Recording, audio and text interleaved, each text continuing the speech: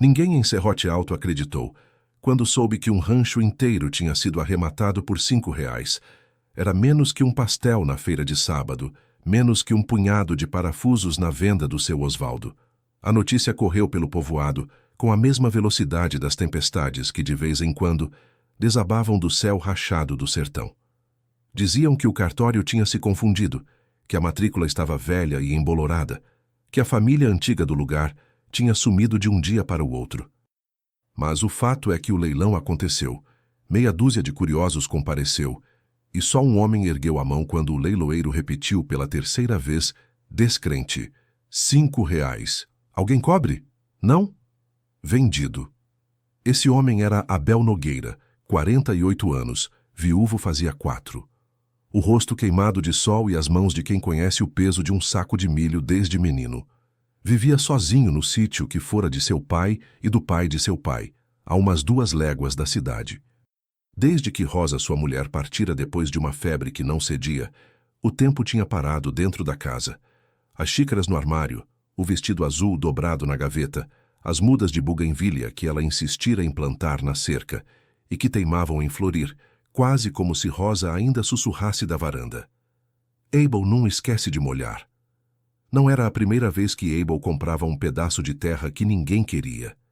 Sempre dizia que as coisas abandonadas falam baixo, mas pedem só a chance de um ouvido. O rancho do Cedro era diferente. Diziam que não era a terra que estava abandonada, e sim uma história que tinha sido enterrada ali, de um jeito apressado e torto.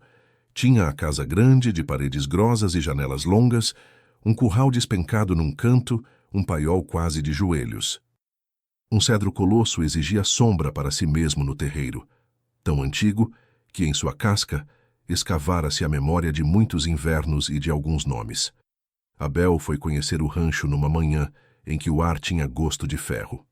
O céu, indeciso, não sabia se clareava de vez ou se chamava as nuvens de volta. Parou a caminhonete, desceu com a calma de quem conversa com as ferramentas antes de usá-las. Do portão caído, arrancou um arame, fez um laço e, com um puxão firme, abriu passagem. O silêncio ali não era um silêncio qualquer. Era um silêncio que parecia olhar de volta, medir o passo dos vivos. Com licença, disse, não se sabe a quem, e avançou. Perto da varanda, uma variedade de ervas crescia sem regra. Abel reconheceu arruda, capim-santo, alecrim. Rosa amava capim-santo. Ele fechou os olhos, cheirou as pontas entre os dedos e sentiu um aperto no peito, desses que lembram que o passado gosta de repetir a ausência. Empurrou a porta. A madeira gemeu como alguém que acorda com má vontade. O cheiro de mofo deu 2 passos à frente dele. A sala ainda tinha os quadros tortos, uma cristaleira com taças leitosas de poeira, uma poltrona solitária com uma manta que havia sido vermelha. Havia uma coisa fora do lugar, um copo com água pela metade sobre a mesa. Abel parou. A água tinha uma película fina de pó por cima, mas não parecia tão antiga quanto o resto. A luz que entrava pelas frestas desenhava partículas no ar, um moinho lento. — Tem alguém aí? Perguntou, e a própria voz soou estrangeira. Nada respondeu, mas uma impressão de passos em algum cômodo mais ao fundo não se deixou negar. Era o tipo de sensação que a gente não explica, só tem. Abel, que não era de temer, sentiu o coração fazer um barulho diferente dentro da camisa. Avançou devagar, as botas pisando firme no chão que rangia. Passou pelo corredor estreito e viu a cozinha. Panelas penduradas que não saberiam mais o que era fogo, um fogão de lenha calado, a pia com um prato lascado que guardava espinhas secas de peixe, algo impossível ali, naquele lugar onde o rio passava tão longe, e então viu um pano recém-lavado estendido numa cadeira. Abel tocou. Estava úmido. Voltou-se rápido, um reflexo que aprendeu a ter com cabritos ariscos. O corredor parecia agora mais comprido, os quartos pareciam ouvir. Um vento veio da janela e fez uma porta bater com violência em algum ponto da casa. Abel respirou fundo, fez o sinal da cruz que a mãe o ensinara e, em voz mais firme: Eu comprei esse rancho no leilão. Se tem gente aqui, não vim para expulsar. Só quero olhar, ajeitar o que der, botar a vida em pé.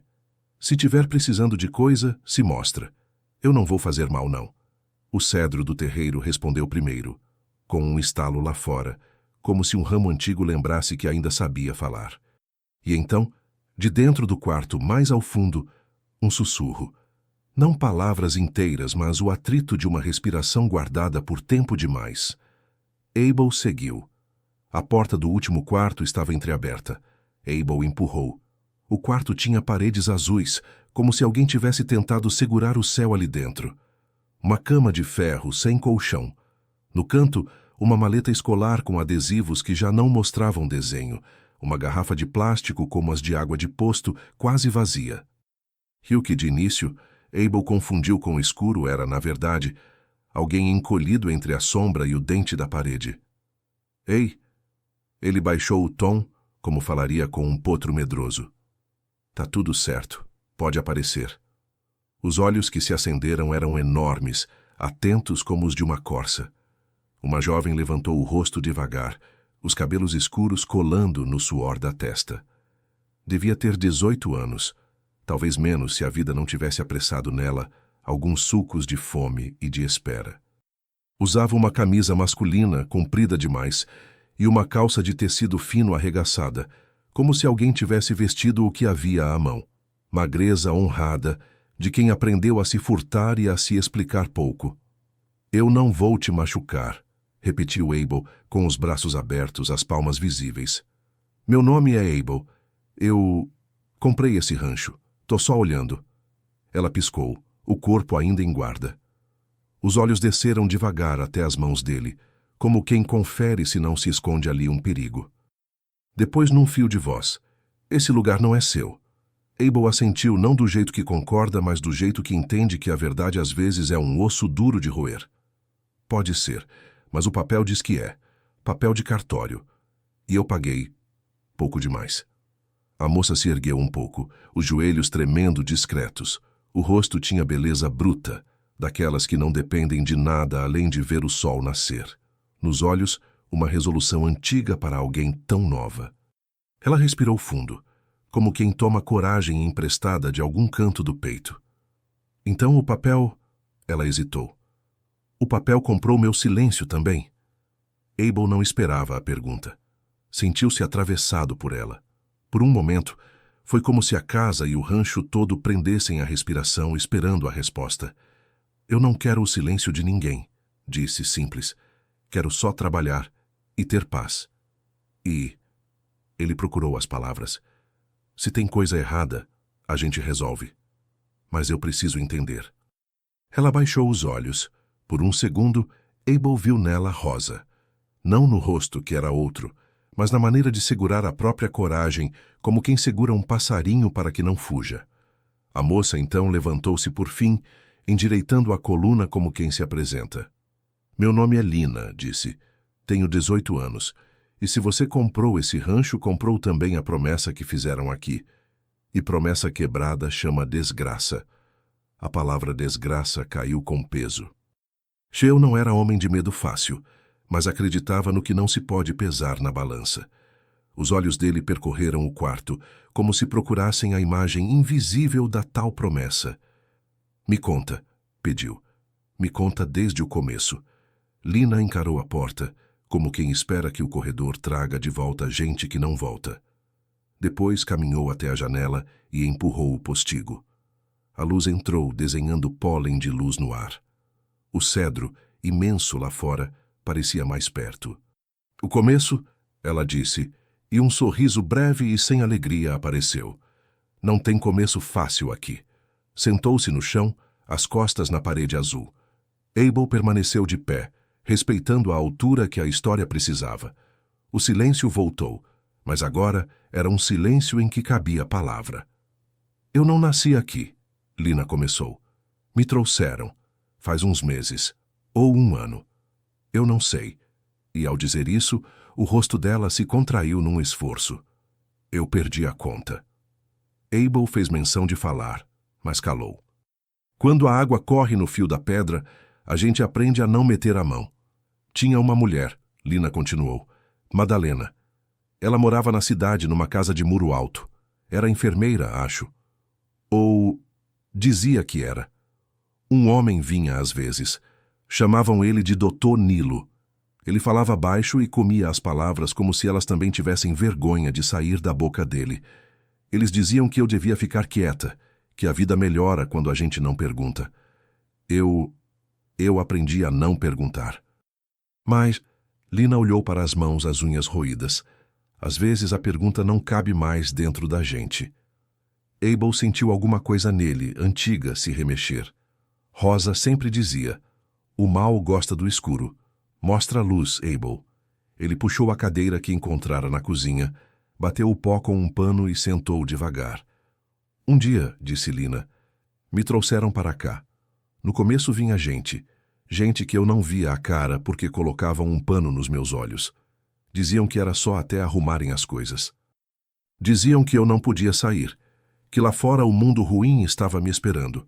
Eu perguntava: o que é que tem de ruim? E Madalena respondia: curiosidade demais. Lina mordeu o lábio. A curiosidade é um bicho que morde por dentro, seu Abel. Ele assentiu. Sabia. Um dia parou de vir gente. Só ficamos eu e o cedro. Ela apontou à janela, que rangia à noite como se alguém tivesse ficado preso dentro dele. Eu aprendi a ouvir a casa e aprendi a esconder. A fugir de barulhos que não eram vento, a reconhecer passos. Os seus passos, por exemplo, eu senti quando o senhor ainda estava no terreiro. Abel percebeu que o rancho que comprara por R$ 5 veio com custos invisíveis, custos que não cabiam no recibo. A palavra promessa latejou de novo na cabeça dele. Lina, ele disse, e o nome parecia encaixar certo na voz. Que promessa fizeram aqui? Ela fechou os olhos por um momento, como quem busca uma gaveta dentro de si. Quando abriu, havia uma calma diferente, perigosa e nítida. Prometeram que aqui ninguém ia perguntar nomes, que aqui ninguém tinha passado, que aqui ninguém precisava de justiça, porque justiça é coisa de quem gosta de papel e de cidade. Prometeram que o cedro ia guardar tudo. E o cedro guarda. Ele cresce por cima do que a gente planta, até por cima do que a gente planta sem querer. Abel percebeu, num relâmpago de entendimento, que Lina não falava metaforicamente. Ela apontou para o tronco, para a base onde a terra de fato parecia revolvida em algum momento. O chão ali, perto da grande raiz que se projetava, tinha um desnível, um vale pequeno, como o afundamento que acontece quando alguma coisa no subsolo cede. Tem coisa enterrada ali, Lina disse, e as palavras não tremeram. Coisa de gente que não quis ter nome. O estômago de Abel se contraiu. Um gosto metálico veio à boca. Ele tinha visto muita coisa na vida. Já tinha ajudado a puxar bezerro de parto atravessado, já tinha enterrado cachorro querido e gente de sangue seu. Mas a ideia de um buraco, cuja função não era descanso, e sim esconder, era outra coisa. Eu fui depois que eles pararam de vir, continuou Lina. Eu cavei com uma colher com as mãos. Eu queria achar alguma coisa minha, uma prova de que eu não tinha inventado a vida. Ela riu, um riso seco. A gente às vezes precisa achar a própria vida, seu Abel. Que achou? A pergunta saiu antes de Abel controlar. Achei papel molhado em pedaços. Achei também um colar de contas que não era meu. E... Por um instante a voz dela vacilou. Uns botões que pareciam ouro, mas não eram. Eu não achei o que queria, mas achei o que dava para entender. Aqui esconderam gente. E esconderam o motivo de eu estar aqui. A brisa trouxe do terreiro um murmúrio de folhas. Abel olhou de novo para a janela. O cedro parecia incomodado. Ou era ele que colocava a animação nas coisas para não se sentir tão só naquela descoberta? Quem te pôs aqui? Perguntou cuidadoso. Madalena e o Dr. Nilo. Eles falavam que iam me levar para um lugar melhor, que eu precisava ficar quieta por um tempo, porque senão alguém ia me achar. Lina mordeu o canto da boca, lembrança dolorida. Eu acho que eu vi demais, ou ouvi demais, coisas de remédio, de gente que não voltava depois. Abel entendeu sem nomear. Já tinha ouvido histórias de clínicas ilegais, de remédios experimentais, de gente que se achava dona do corpo alheio. Em lugar pequeno, as coisas acontecem escondidas e depois viram vento. Mas o vento, às vezes, volta. Lina, disse Abel, você não está sozinha. A frase ficou na sala como uma promessa que não precisava de papel. Lina olhou fixo para ele, como se quisesse medir a espessura daquele compromisso. O senhor comprou esse rancho, ela disse. Eu não pedi para o senhor me comprar junto. Eu não te comprei. A voz de Abel veio firme, como quando ele dá ordem a um touro brabo. Eu te encontrei. E quem encontra tem responsabilidade. Ela assentiu uma vez só. E nesse pequeno gesto, algo de aliança se fez. Foram os passos ao redor que quebraram o entendimento. Não passos de uma pessoa só. 2, 3 pares de botas se aproximando pelo caminho de areia que levava ao terreiro. Abel levantou-se, e Lina imediatamente apagou-se de novo no canto, como uma sombra que aprende a lembrar-se de si na ausência da luz. Fica aí, ele disse baixinho. Não sai, até eu chamar. Ela não respondeu, mas a respiração diminuiu, treinada para não existir. Abel caminhou até a sala, sentiu a madeira sob as botas e, por um instante, pensou onde estava o facão. Achou atrás da porta, velho, bom de mão, mas sem o fio que um perigo merecia. Não seria com metal que ia resolver aquilo. Abriu a porta da frente. O sol tinha rompido a indecisão do céu e agora fitava o rancho de igual para igual. No terreiro, 3 homens se aproximavam sem pressa de humildes. Quem caminha devagar e reto quando não é convidado, traz dentro de si a licença de alguém. O da frente era magro alto, de chapéu de couro, barba desalinhada e um sorriso que não tinha alegria, só dentes. Ao lado, um mais robusto camisa por fora da calça, um jeito de capataz que aprendeu a mandar o corpo dos outros antes de ter palavras próprias.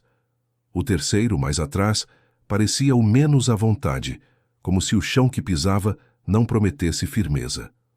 "Ô de casa!" gritou o magro, abrindo os braços como se abraçar fosse gesto de homem armado.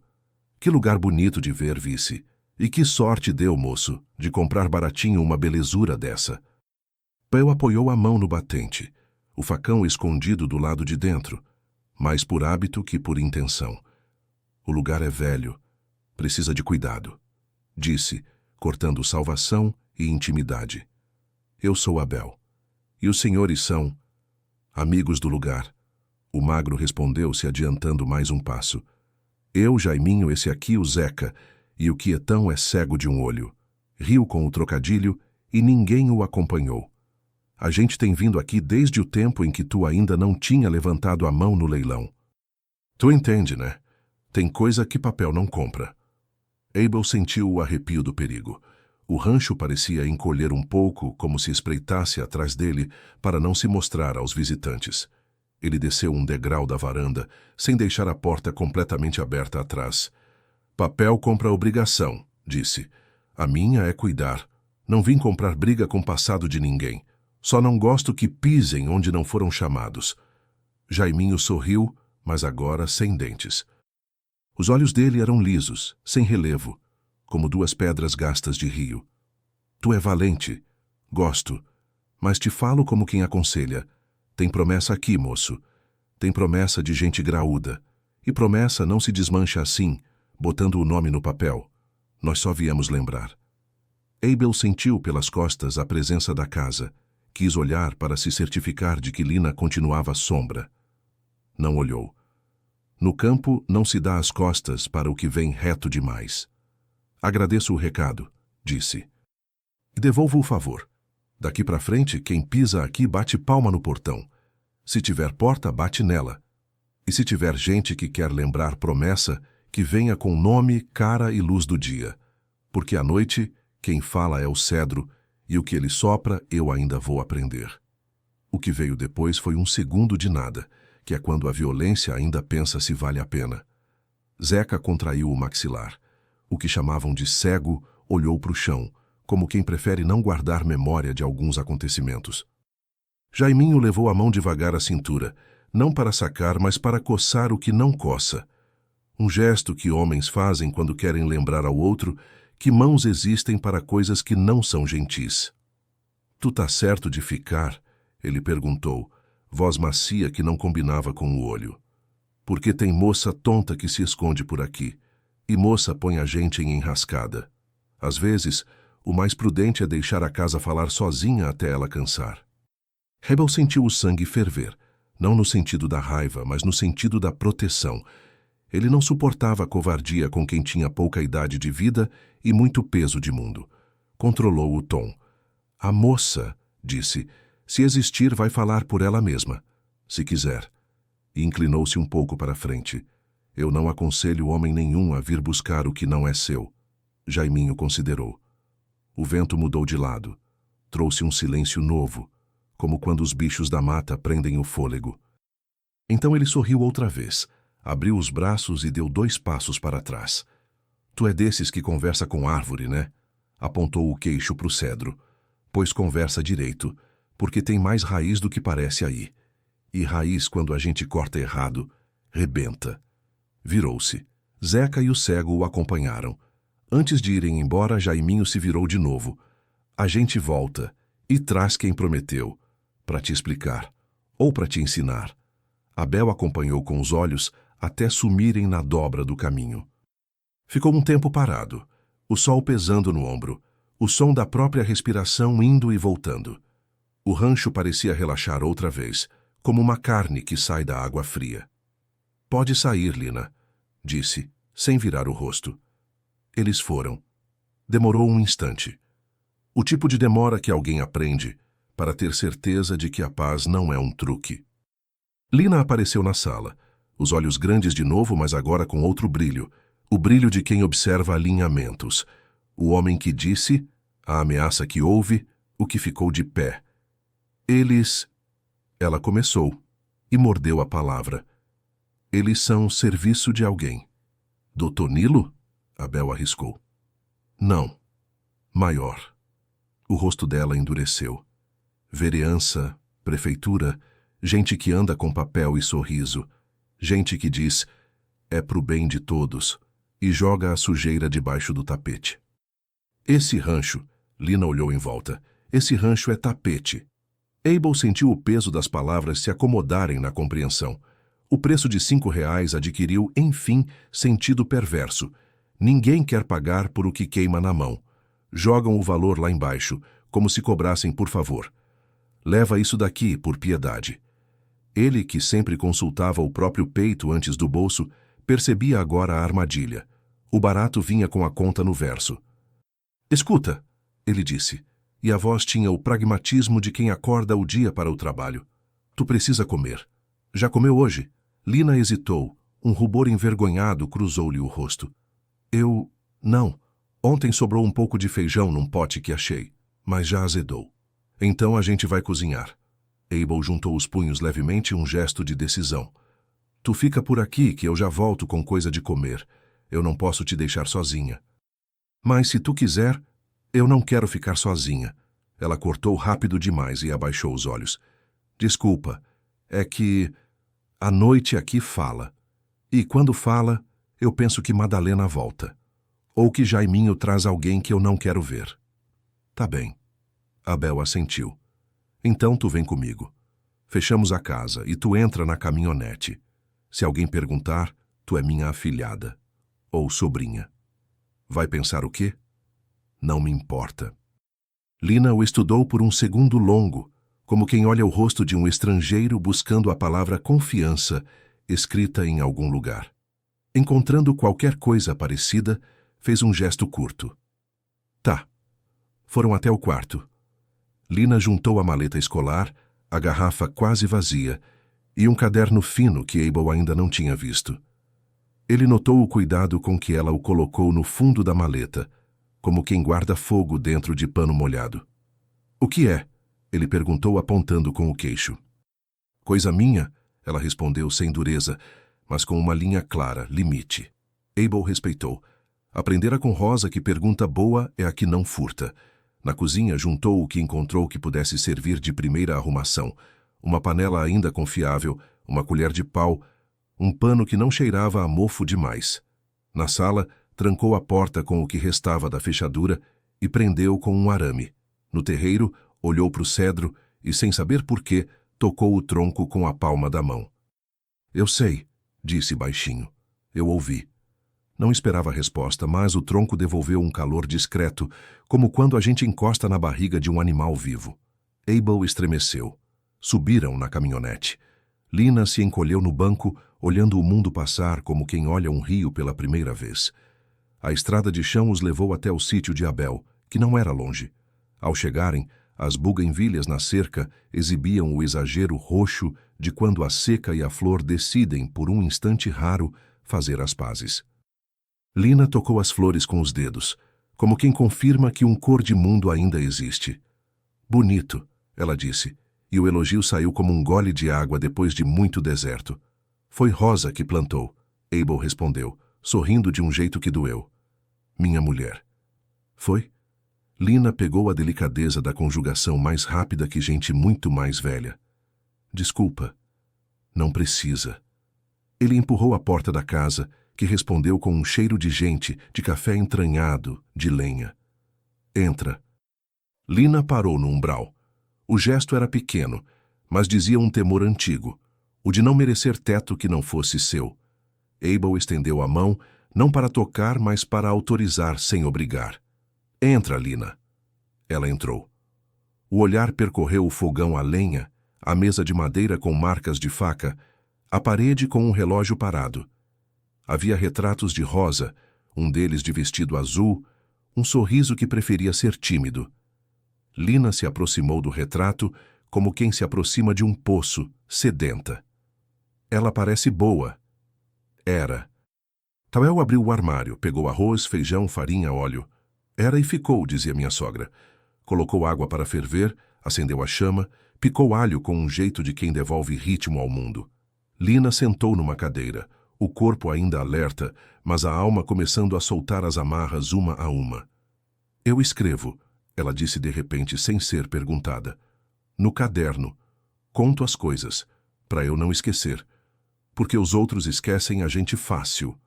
Olhou para o retrato de Rosa. A senhora, corrigiu-se, tua mulher, ela não esquece. Abel mexeu o arroz, deixou a água buscar o ponto. O coração dele bateu diferente com a ideia de que na casa, agora, morava uma palavra escrita, além das memórias de Rosa. Quando o feijão estava quase pronto, Abel olhou pela janela e viu um carro estacionando na entrada de casa. Era um sedã branco, limpo demais para aquela estrada. Um homem de camisa clara saiu, fechou a porta com cuidado de quem não tem pressa e ajeitou os óculos antes de olhar em volta. Não parecia Jaiminho nem seus amigos. Parecia outra coisa, uma página de folha timbrada com pernas. Fica aqui, disse Abel a Lina com um gesto. Não fala. Ela assentiu, invisível. Abel saiu para a varanda. O homem sorriu com pouco dente, muito protocolo. Bom dia, Abel Nogueira, não é? A voz tinha a falsa cordialidade da prefeitura. Eu sou Elson Moura, assessor do gabinete. Vim parabenizar pela aquisição e, claro, alinharmos detalhes da posse. Coisa simples. Uma formalidade. Abel cruzou os braços. O que viria nunca é simples quando chega com sorriso e formalidade. Pois não, seu Elson, diga. Antes eu queria saber se o senhor já foi ao imóvel. O olhar dele tinha a agulha escondida na linha do bordado. Fui. Abel não fingia inocência, mas também não dava corda. Ótimo. O assessor tirou uma pasta de couro que não tinha poeira nenhuma, abriu e mostrou alguns papéis que Abel não leu porque não precisava. Imagino que o senhor tenha visto que o Rancho do Cedro está em situação, digamos, especial.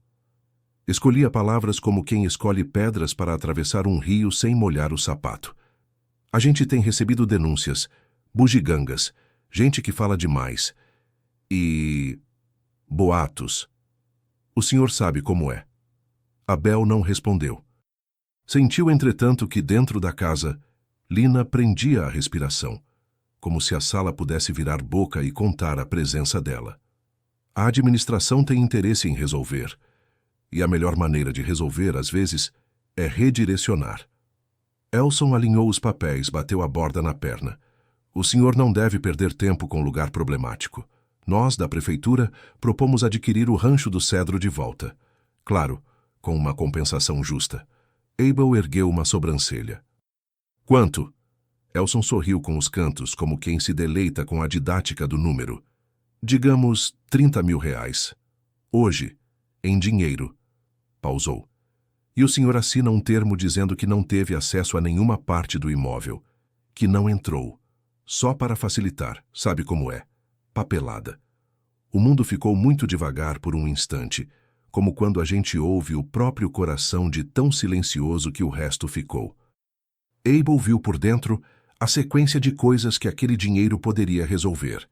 Telha nova, motor do poço, adubo, descanso para o ombro que doía. Mas viu também uma menina de 18 anos que reaprendera a respirar naquela manhã. E viu um cedro com raiz funda rondando um segredo que pedia nome. O preço de R$ 5 adquiria agora a companhia de 30 mil, e ambos tinham o mesmo cheiro, pressa de quem quer apagar rastros. Eu entrei, seu Elson. As palavras de Abel vieram limpas. Entrei no imóvel, e se o senhor quer comprar de novo, me diga por quê, sem trecho. O assessor empalideceu o suficiente para denunciar que não esperava a direção contrária. Ajeitou os óculos outra vez. Seu Abel, eu entendo o seu... buscou. Amor pela terra. Mas o poder público tem responsabilidades. Às vezes, um terreno precisa constituir área de interesse social. Entregou um sorriso de manual. O senhor sabe, melhorias, habitação, saúde. A palavra caiu estranha. Abel percebeu que era uma chave tentando abrir uma porta errada. Saúde? É. Elson pigarreou. A gente tem um projeto antigo de construir um posto de atendimento naquela região, e o rancho atrapalha. Olhou para o relógio, gesto de quem comanda o próprio tempo. Posso entender que o senhor tenha apego, mas 30 mil é muito acima do que o senhor pagou. É um excelente negócio. Abel segurou o corrimão da varanda, os dedos firmes, e pensou em Rosa, que tinha mania de dizer: quando a esmola é grande, é porque a conta vem de bota. Ele respirou fundo e escolheu com cuidado o tamanho da palavra seguinte. Não. Elson piscou devagar, como se esperasse que aquele não tivesse algum complemento que o remetesse a um sim envergonhado. Não? Repetiu incrédulo. O senhor talvez não esteja visualizando o quanto... Parou e escolheu outra via. O quanto é complicado segurar um imóvel problemático. A prefeitura pode interditar. Pode declarar utilidade pública. O senhor entende que a gente está querendo ajudar. Algo em Abel, que tinha o peso das coisas simples e eternas, se assentou. Ele percebeu naquele instante que a briga que comprara não era com Jaiminho nem com bicho algum. Era com uma rede. Uma daquelas que se joga no mar e traz peixe e pedra, e até coisa que não era para ver a luz. Ele sorriu, não por desdém, mas por reconhecimento. Eu visualizo sim, seu Elson. Visualizo melhor do que o senhor pensa. E não. O assessor guardou lentamente os papéis. Fechou a pasta com um clique que soou como decisão. Desceu o degrau. Antes de entrar no sedã, virou-se. O senhor... pense. O sorriso não chegou nos olhos. Antes que pensar, deixe de ser uma opção. O carro foi embora, levando uma poeira educada. Abel ficou um tempo olhando a estrada como se dali pudesse extrair uma resposta pronto uso. Voltou para dentro em silêncio. Lina estava de pé, perto da mesa, os olhos perguntando sem som. 30 mil, ele disse, sem drama. Para eu esquecer. E o senhor... Eu lembrei. Lina fechou os olhos por um instante, e quando os abriu, havia água neles, mas não caiu. Aprendidas a conter, as lágrimas dela sabiam voltar para dentro quando chamadas pelo nome do medo. Comeram calados por alguns minutos, o feijão abençoando a fome com o gosto de coisa feita na hora. O corpo de Lina agradeceu a nutrição com uma calma que vinha de poros antigos. Ela pousou a colher, respirou. Eu preciso te mostrar uma coisa, disse, e o preciso vinha com anos de não pude acumulados. Foi até a maleta, tirou o caderno, folheou até uma página. Era uma página meio torta, com letras miúdas, de quem escreve no escuro com pressa, com cuidado e com pânico. No alto, um desenho do cedro, reto, alto, com as raízes puxadas para fora como dedos. Ao lado, uma lista de nomes, não muitos, 4. Abel leu devagar, soletrando o silêncio. 1. Teresa C. 2. B. Lembrar. Trabalha na mercearia. 3. C. L. 4. Moça da moto vermelha. Quem são? Perguntou, embora intuísse. Gente que não voltou. Lina tocou os nomes com a ponta do dedo. Eu ouvi. Não vi. Não pude ver. Uma vez Jaiminho falou alto demais. Outra Madalena esqueceu a porta entreaberta e eu vi um pedaço. E sempre vinha o Dr. Nilo assinar alguma coisa. A moto vermelha eu reconheci pelo barulho. CL é Cláudia Leme, acho. Teresa C é Teresa de Carvalho. Respirou. A das iniciais eu não sei. B. Eu escrevi assim porque Jaiminho chamava de B. Trabalhava na mercearia do seu Osvaldo. Ele sumiu. Abel fechou os olhos, um peso novo se assentando no peito. O cedro não guardava só promessas, guardava gente. E nomes, mesmo em inicial, pesam. Ele pensou no pai de Rosa, que fora escrevente de cartório, e dizia: nome é porta, sem nome a gente mora do lado de fora de tudo. Eu conheço o seu Osvaldo, murmurou Abel. Ele não fala muito de coisa que dói, mas o olhar dele gruda no nada às vezes. Eu vou perguntar. Parou. Com cuidado. Lina assentiu. A coragem ali não tinha bandeira. Era a coragem de seguir respirando. Ela fechou o caderno e o apertou contra o peito. A gente não pode ficar no rancho, à noite, disse. Eu sei que parece bobeira, mas tem coisa de madrugada, coisa de passo, coisa de voz. Não é só medo. Eu ouvi gente falando lá fora quando não tinha ninguém. Eco? Abel arriscou, sabendo que não era. Não. Ensaio. Lina procurou os olhos dele. Como quem ensaia a explicação. Ou desculpa. Abel entendeu mais do que quis. O mundo dos homens com pasta e carro branco precisava, às vezes, do mundo dos homens com chapéu de couro para sujar as mãos. E entre um e outro havia ensaios. A frase certa, o tom certo, a cara limpa para esconder a mão suja. O rancho servia de palco, Lina de plateia forçada, o cedro de cortina. Então a gente volta amanhã, disse. De dia, e começa a fazer barulho. Mas barulho certo. Eu conheço duas pessoas que não gostam de sujeira, o padre Honório e a professora Salete. Um fala com Deus, a outra com a lei. Ele mordeu o lábio. E conheço também o delegado Brandão. Mas esse a gente chama por último. Que homem com arma e caneta às vezes escolhe dar tiro com a caneta? Eu acredito em poucas pessoas. Lina admitiu sem vergonha. Eu acredito primeiro no que eu vejo, depois no que eu ouço e por último no que eu leio. Abel respondeu, num dos raros momentos em que a língua tomou coragem de dizer sua filosofia. E hoje eu vi. Eu te vi. E ouvi teu tremor e tua coragem. O resto a gente lê depois, em papel certo. Lina fechou os olhos outra vez. Quando os abriu, aquele brilho de coisa que decide viver estava lá. As mãos dela pararam de tremer. Ela se levantou. Posso... Ela indicou o quintal. Posso olhar lá fora? Pode. Abel sorriu, breve. O quintal é cheio de coisas simples. Galinha, pé de caju, um banco que range e um cachorro que late para vento. Ele se chama Pindoba. Não morde, só dá opinião. Lina saiu para o quintal como quem pisa um mundo novo, sem querer deixar marcas que amanhã cobrem pedágio. Pindoba, um vira-lata amarelo, com um olho quase fechado de tanto dizer sim ao sol, veio cheirar, decidiu em 30 segundos que aquela era gente de casa e deitou aos pés dela como quem entrega a guarda. Lina sorriu com os dentes, pela primeira vez. Abel ficou encostado no batente da porta, observando. A vida é distraída e gosta de aproveitar a gente quando a gente cansa de ser forte. O dia foi ficando tarde, o sol se arredondou de cansaço, a sombra das bugainvilhas brincou de riscar a parede. Quando Lina voltou para dentro, trazia no rosto a marca de quem tomou um pouco de sol e aprendeu mais um nome do mundo, caju. É azedo e doce, ela disse, num parecer simples que encerrava uma beleza difícil, a de sustentar contrastes.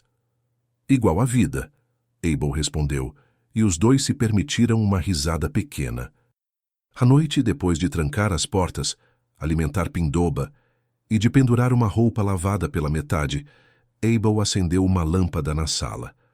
O amarelo da luz trouxe de volta a rosa de um jeito leve, como uma roupa que ainda guarda o cheiro de quem usou. Lina se sentou ao lado da janela, o caderno no colo. Por um tempo, a caneta rasgou o papel num ritmo que parecia oração. Abel não leu. Só ouvia o som. A escrita também é uma forma de gente respirar. Quando ela fechou o caderno e guardou, o barulho da noite chegou mais nítido.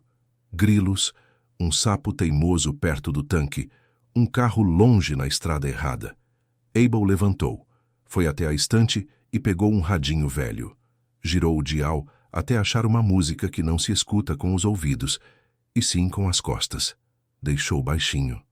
Amanhã, ele disse, como quem promete para si mesmo. A gente volta no rancho, mas antes eu vou falar com o padre. E passo na mercearia do seu Osvaldo. Vou comprar açúcar e pano. E vou ouvir o silêncio dele. E se eles voltarem hoje? Lina perguntou à sombra atravessando a voz. Eles vão voltar, sim. Abel não mentia para proteger. Protegia com a verdade. Mas hoje não é noite deles. Hoje é noite nossa. E como se acenasse para uma presença invisível, olhou para o retrato de Rosa. Tu cuida. A lâmpada jogou um halo suave na parede. E lá fora, um vento mais frio passou pela copa da mangueira, trazendo um cheiro de chuva que não vinha, mas prometia. Abel adormeceu no sofá, Pindoba aos pés, um facão encostado na lateral. Não como arma, mas como símbolo antigo de homem que sabe se levantar se preciso. Lina, no quarto de hóspedes, demorou mais. O teto lhe pareceu grande demais, o colchão macio demais para quem dormira tantas noites em piso. Mas uma hora o corpo decidiu por ela. Adormeceu segurando, não o medo, mas o caderno. A madrugada correu nos ossos do mundo. Em algum ponto o radinho chiou, como se a música precisasse atravessar um brejo. Perto das 3, Pindoba rosnou baixo. Abel abriu os olhos sem ruído. O rosnado não era de alarde, era de aviso. Levantou-se, foi até a janela da cozinha e abriu um dedo de cortina. Na estrada, faróis lentos parando uns bons metros antes do portão. O carro ficou ali, ligado, como quem cheira o lugar com os olhos. Depois desligou. Ficou escuro. O silêncio ficou tão tenso que quase estalou. Passaram 2 minutos. 3. Um sussurro de passos no mato. Abel segurou o ar com cuidado. Pindoba não latiu. Sabia que o latido às vezes chama o que quer não vir. Abel pensou se deveria acordar Lina. Decidiu não. O corpo dele aprendeu a dizer "fica" para as partes que querem correr. Uma pedra pequena bateu no portão num som seco. Outra. Era um código. Alguém dizia, "Tô aqui", sem dizer. Abel esperou. Uma voz chamou de leve. Abel. Era um sussurro de mulher. Não era Madalena. Abel, abre um pouquinho, pelo amor de Deus. Ele reconheceu de leve. Professora Salete. O coração, que estava de joelhos, levantou. Abel caminhou devagar. Abriu a porta sem girá-la de todo, entrou no terreiro, foi até o portão sem acender a luz. Prof, chamou a palavra vindo com uma mistura de alívio e cautela. Sou eu. Rápido. O vulto pequeno, de trança presa, apareceu. Ela olhou por cima do ombro, como quem teme sombra que se separa da gente. Eu soube. Respirou. Eu soube do leilão. Soube que tu levantou a mão. E soube que tu não vendeu de volta. Informação corre rápido. Informação voa quando alguém tenta amarrar. Ela entrou e Abel fechou. Eu preciso te mostrar uma coisa. Agora. Antes que amanheça com gente de terno no teu terreiro. Entra. Abel abriu a porta da casa, fez sinal para silêncio com o dedo, como se o silêncio fosse uma criança que precisa de limite. Lina tá dormindo. Lina! A professora parou, os olhos arregalando. Tu... Ela mordeu uma exclamação que teria acordado o mundo. Tu então viu. Abel assentiu. A professora Salete inspirou pela boca, como quem toma ar para mergulhar.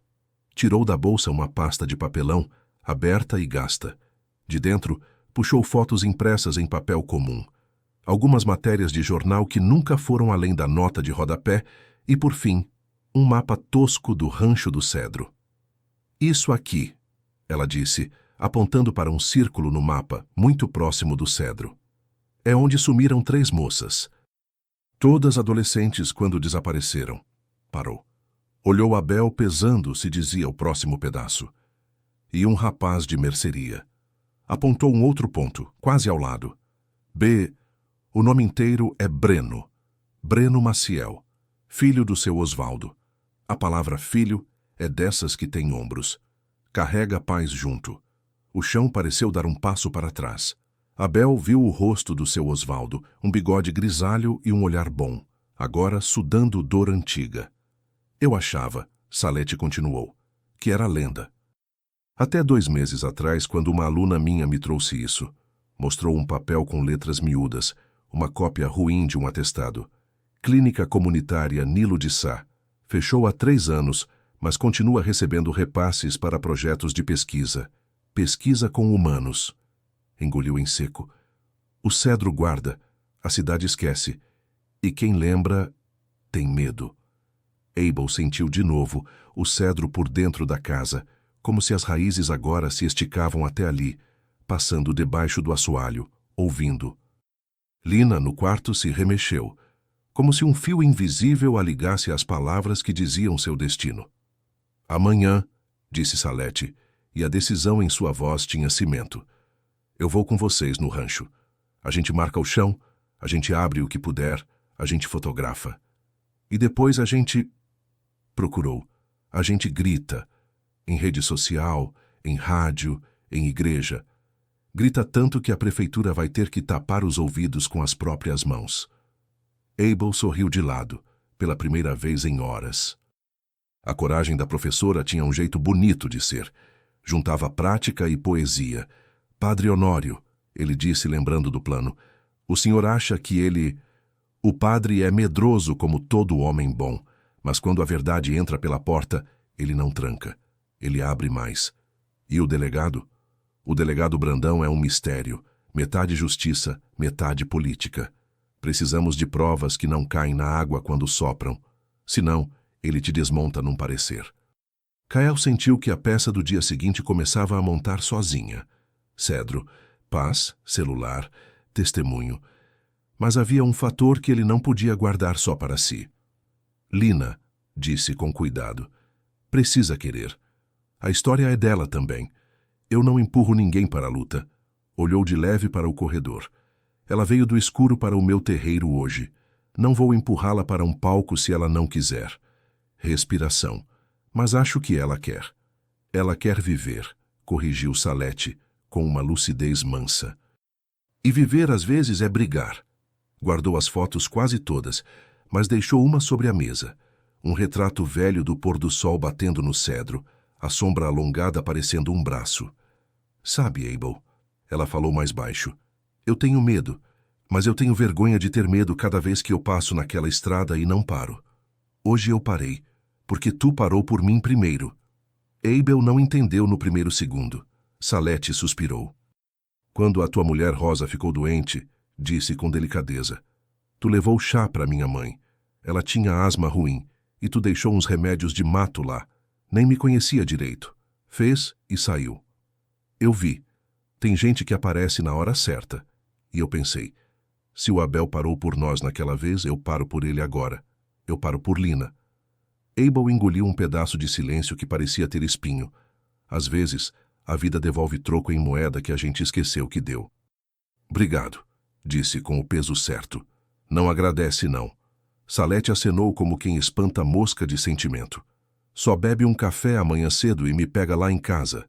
Eu vou estar pronta.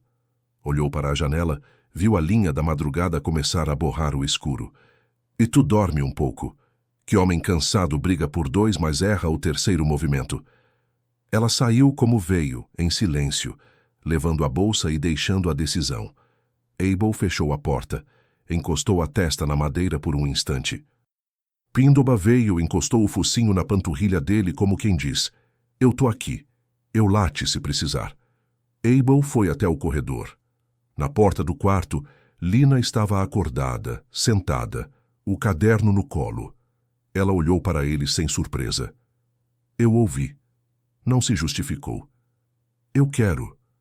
Quer voltar? Abel confirmou, sabendo que a pergunta era maior que a palavra. Quero ser testemunha. E quero enterrar do jeito certo o que ficou mal enterrado. Ela apertou o caderno como quem segura um título. E quero dizer nome, mesmo que seja por inicial. Principalmente CL. Ela respirou. A gente precisa desenterrar o que a cidade quer que apodreça. Abel assentiu. Ele puxou um cobertor, a madrugada já friava. Apagou a luz. O escuro agora era deles, não de ninguém mais.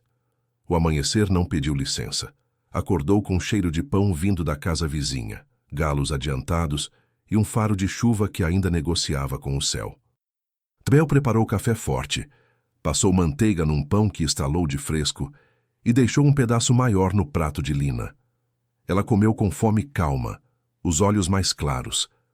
Pindoba ganhou um pedaço também, porque o mundo, para ficar de pé, precisa dessas justiças pequenas. Saíram cedo, pararam na casa de Salete. Ela já os esperava com um chapéu de palha, uma bolsa maior e um jeito de quem vai e volta de manifestações desde sempre. Na caçamba, paz, enxadas, corda, uma lona. Salete entrou, fez um carinho em Pindoba, que instantaneamente a adotou. A estrada os engoliu. No caminho, Salete foi falando como quem tece rede. Nomes, datas, o ano em que a clínica de Nilo de Sá recebeu um prêmio por projeto de atenção básica. A nota do diário oficial que falou de um convênio com universidade de fora. A aparição de Madalena como enfermeira-chefe em foto de posse. Cada palavra puxava uma linha que juntas queriam amarrar. Isso é grande, Abel. A professora apertou o caderno dela contra o peito. Eu sei que tu não queria isso. Mas quando a gente enche a mão com verdade, é difícil guardar no bolso de trás. Ela fica aparecendo. Eu não corro, Abel disse, mais para si mesmo do que para elas. Eu corro, Lina sorriu, um resto de sombra no canto da boca, mas agora corro para cima. Quando chegaram ao rancho do cedro, a manhã tinha aberto o olho inteiro. O cedro os recebeu com a mesma gravidade antiga. Jaiminho não estava. Nem Zeca, nem Cego. Fecharam a caminhonete, respiraram o ar do lugar como quem morde uma fruta que não sabe se é doce ou venenosa. A gente começa pelo cedro, Abel disse, e ninguém discordou. Estenderam a lona ao lado para colocar o que saísse da terra. Salete tirou do bolso uma fitinha vermelha e amarrou num galho baixo. Não é crendice, ela disse. É para a gente lembrar que a árvore não tem culpa. Lina tirou o celular velho da bolsa. Abel nunca tinha percebido, devia ser de Madalena ou de alguém antes dela. A câmera funcionava só às vezes, mas naquele dia decidiu cooperar. Ela começou a filmar. Abel pegou a pá. Pindoba farejou, depois deitou sob a sombra como quem sabe que guardar também é trabalho. O primeiro golpe de pá foi no lugar onde a terra tinha um afundamento. A lama cansada cedia, mas com resistência de coisa que não quer voltar. Abel cavou lento, com respeito. Salete anotava o que via, a hora, o lugar. Lina filmava, às vezes tremendo um pouco, mas sem parar. O buraco foi ganhando profundidade. Um cheiro de coisa muito velha veio, o tipo de odor que pede silêncio por luto. O metal da pá bateu em algo mais duro que terra, um som afiado, curto, que arrepia a pele. Tem, Abel sussurrou, e o sussurro voltou dele mesmo, de dentro do peito. Tem coisa. Ajeitou com a pá, tirou com a mão, delicado. Salete prendeu a respiração. Lina levantou um pouco a câmera, um fio de rezo prendendo uma lágrima. Emergiu um pedaço de tecido que um dia foi floral. Depois, uma conta, azul, que parecia de um colar. E, por fim, os botões que Lina tinha descrito, dourados falsos. Abel parou, fechou os olhos. Nomes assumem formas. Teresa de Carvalho, Salete disse, e o nome saiu como desculpa e como salvação. A câmera de Lina oscilou. Ela firmou. Continuaram. Debaixo das raizinas mais finas, apareceu uma caixa pequena de madeira inchada. Estava amarrada com uma corda velha, que, quando tocada, se desfez em pó. Abel a ergueu devagar. Salete fotografou de 3 ângulos. Lina filmou como quem aperta o mundo para guardar o cheiro. A gente abre? Abel perguntou, sabendo o peso da decisão. A gente documenta, Salete corrigiu. E abre. Abel pegou o canivete, forçou um canto e a tampa cedeu com um gemido. Dentro havia um maço de papéis. Alguns tinham carimbo da clínica comunitária Nilo de Sá. Havia assinaturas. Havia laudos com palavras que não cabem na boca. Autorização, consentimento, voluntário. Palavras que, naquele contexto, eram sarcásticas, porque a vontade estava presa em alguém que não existia no papel. E havia no fundo uma foto, torta, mal revelada, de uma moça com uma moto vermelha, de capacete na mão, o sorriso estourando branco. No verso, uma letra apressada. CL, 1709. Hoje era 19 de setembro. 2 dias. O estômago de Lina virou pedra. Sally, ela sussurrou, e o peso de 2 letras virou o mundo. Cláudia Leme. 2 noites. O ar ficou pouco. A gente precisa ligar, Salete disse, revirando o celular. Pra rádio, pra padre, pra um repórter que eu conheço em Feira das Matas. E agora? Foi então que o grito rasgou a manhã.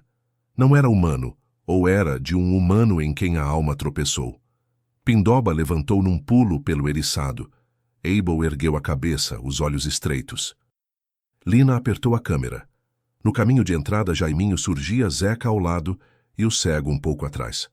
Mas não era o que trazia que fazia o grito. O grito vinha de dentro deles, de um medo mal domado.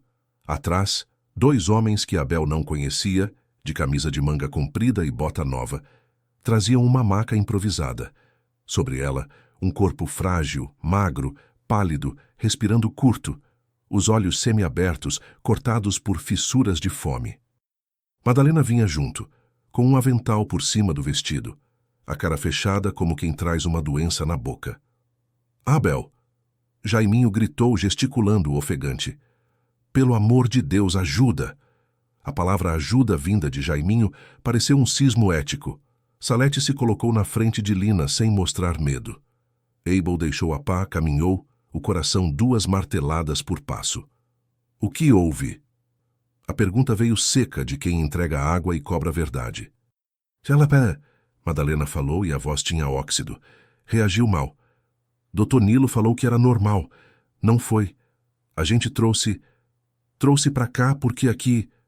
O olhar dela caiu no cedro. Aqui, resolve. Resolve.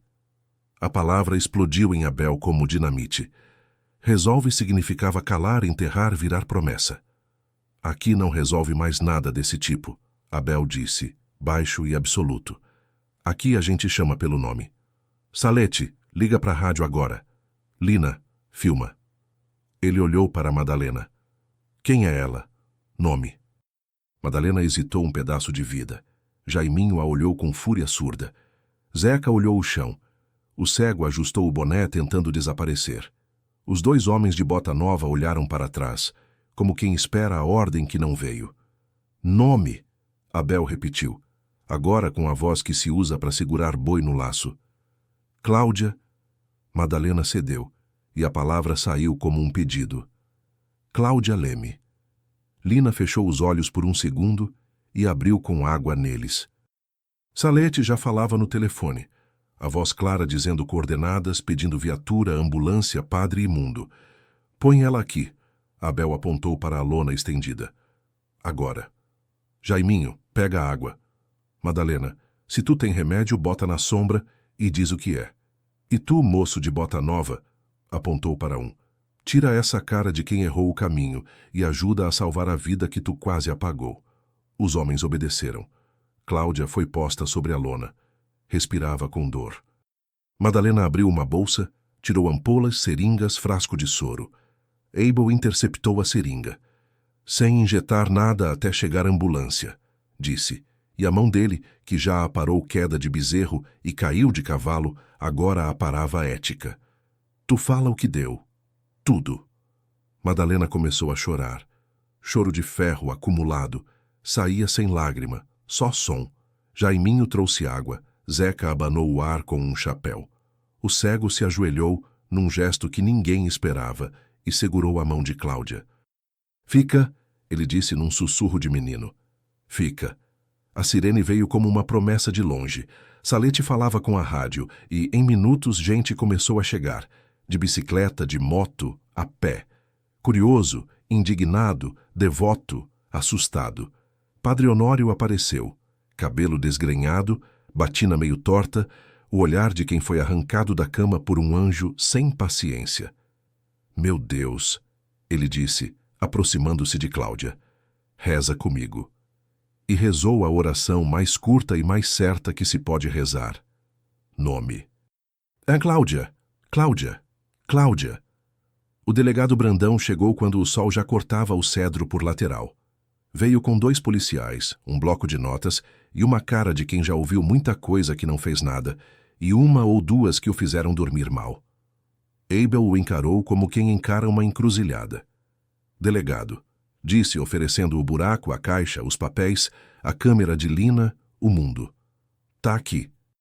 Brandão avaliou, olhou Madalena, olhou Jaiminho e os outros, olhou Salete, olhou Padre Honório, olhou o cedro como quem não quer olhar para o que importa. Depois, como quem se decide em uma guerra que vinha perdendo para si mesmo, suspirou. Fecha o perímetro, ordenou aos policiais. Ninguém sai. Ambulância, entra. Chama a perícia. Olhou para Abel. E o senhor? Se prepara. Tua vida vai virar um saco de marimbondo. Mas isso aqui, apontou para a caixa, para Cláudia, para Lina, isso aqui não dá para barbear com espuma. Isso aqui é barba seca. Arde. Por um instante, um homem escapou do delegado. Obrigado por não vender. Abel assentiu. Lina respirou. Salete anotou mais uma data. Cláudia abriu os olhos por um instante, como quem submerge só para provar que a vida dói, mas está. Madalena chorou de verdade finalmente, um choro que é confissão e começo de pena. Jaiminho, pela primeira vez, calou. E o cedro soberano rangeu. Não de dor, mas de alívio. No alto de tudo, uma nuvem enfim decidiu. Chuva. Grossa, curta, como aquelas que vêm batizar um pedaço de terra que por muito tempo carregou o nome de outros. Os pingos molharam a lona, o rosto de Cláudia, as mãos sujas de Abel. Lina ergueu o rosto para o céu, os olhos abertos, deixando que a água lavasse um pouco do escuro que fiava na pele. A câmera ainda filmava. Provas. História. Gente. E o preço de R$5 ganhou de uma vez por todas o valor que ninguém consulta no cartório. O preço de acordar uma cidade. Quando a ambulância levou Cláudia Leme, o barulho das sirenes foi ficando pequeno até virar lembrança. O rancho do cedro permaneceu cheio de gente, mas de repente a multidão parecia pedir que as palavras baixassem de tom, como se o próprio chão pedisse respeito. Lina guardou o celular como quem guarda um pássaro ferido. Salete continuou anotando, e Abel percebeu que o dia tinha se tornado maior do que ele. Havia começado como a correção de um erro, e agora era um julgamento público que insistia em nascer sem toga. O delegado Brandão andava de um lado para o outro, estalando o lápis contra o bloco. Não era um homem acostumado a pedidos que viessem do coração. Acostumara-se aos que vinham de gabinetes. Ainda assim, algo daquele cedro gigante, algo do choro seco de Madalena e, principalmente, algo do par de olhos enormes de Lina, ao mesmo tempo criança e testemunha, tinha deslocado aquele eixo. Preciso da perícia, repetiu Brandão pela terceira vez, como se insistir no procedimento lhe devolvesse o eixo. Preciso do instituto, coletar e lacrar. Apontou para a caixa de documentos. Isso aqui é dinamite. E dinamite, quando explode, não escolhe lado. Jaiminho roeu o canto da unha em silêncio. Não sabia onde guardar as mãos, muito menos os olhos. Zeca coçava o queixo com tanta força que parecia querer arrancar o próprio rosto. O cego de um olho, que carregava nos ombros o apelido como um castigo antigo, mantinha-se perto da lona onde Cláudia estivera, olhando o nada com culpa visível. Madalena, sentada no batente, as mãos entrelaçadas, não conseguia mais parar de chorar. Dona Madalena, Salete chamou num tom que soube ser firme e humano ao mesmo tempo. A senhora disse, reagiu mal. Reagiu a quê? Madalena levou tempo demais para responder. Procurou palavras num lugar onde por muitos anos só se guardou obediência. Há uma aplicação, engoliu seco. Há um coquetel. O doutor Nilo chamava de fase de ajuste. Era para... Respirou corajosa para a primeira verdade inteira. Era para quebrar o corpo e ver como voltava. Salete fechou os olhos por um instante. Lina encolheu-se como quem recebe vento gelado. Abel, que não gostava de ódio, sentiu algo muito parecido com ódio encostar na pele. Quem mandava? Perguntou, a voz baixa, sem necessidade de grito. Não o nome bonito, não o nome de fachada. Quem dizia, leva para o cedro. Quem assinava, quem garantia a sombra. Madalena levantou o rosto, vermelho e gasto. Olhou para a estrada, como quem tem vergonha de dizer uma palavra que mora em placa de rua, e disse, o assessor Elson Moura. Em nome do Instituto Horizonte. A palavra horizonte soou irônica ali, debaixo de uma árvore que já não permitia horizonte nenhum. Tudo ali era passado vindo à tona. O mesmo Elson que oferecera 30 mil em dinheiro vivo na varanda de Abel, o homem de sorriso de cartolina, pasta sem poeira, relógio que comandava o tempo. Salete anotou o nome com uma letra que ia cortando o papel. E o prefeito? Brandão perguntou, sem levantar os olhos do bloco. O prefeito? Madalena apertou os dedos até as juntas embranquecerem. Sabia do convênio com o Instituto. Não sei se sabia do resto. A gente não falava do resto. Não no claro. Um murmúrio correu pela roda de gente que ainda não tinha ido embora. Nomes, quando reconhecidos, fazem barulho de água batendo em pedra. Padre Honório recuou um passo, como quem engole uma pergunta para guardá-la para Deus. Abel não recuou. Então é isso, ele disse, quase para si. Venderam o rancho barato para vender o silêncio caro. Respirou fundo olhando o cedro. Só esqueceram de combinar com a árvore. O laudo improvisado de Brandão foi um desenho rápido sobre um papel indigno, perímetro delimitado com fita, ordem de preservação do local, chamada formal a perícia da capital. Não daria tempo de esperar horas sem que a cidade inteira se sentasse naquele terreiro para ver a história acontecer. A notícia, graças a Salete, já tinha voado. A rádio comunitária começou a repetir o recado a cada 10 minutos. O grupo de WhatsApp, Serrote Alto de Verdade, explodiu. O comerciante que vendia gás acrescentou na rota do cilindro o aviso. Vão pro rancho. Descobrir a coisa de sumido. Abel. Salete se aproximou, voz de quem fala com companheiro de trincheira. Eu preciso que você diga uma frase para a rádio, agora. E não é sobre justiça. É sobre nome. Diz os nomes que puder. Quem some deixa buracos com formato de gente. A gente preenche com nome para o vento não atravessar mais. Abel olhou para Lina. Ela assentiu. Falou na rádio com a naturalidade de quem fala na varanda. Aqui fala Abel Nogueira. No Rancho do Cedro, a gente achou o papel de mentira e nome de verdade. Dizem que Teresa de Carvalho está debaixo dessa árvore. Dizem do Breno Maciel, o B da mercearia. Dizem de CL, que é Cláudia Leme, e ela tá viva.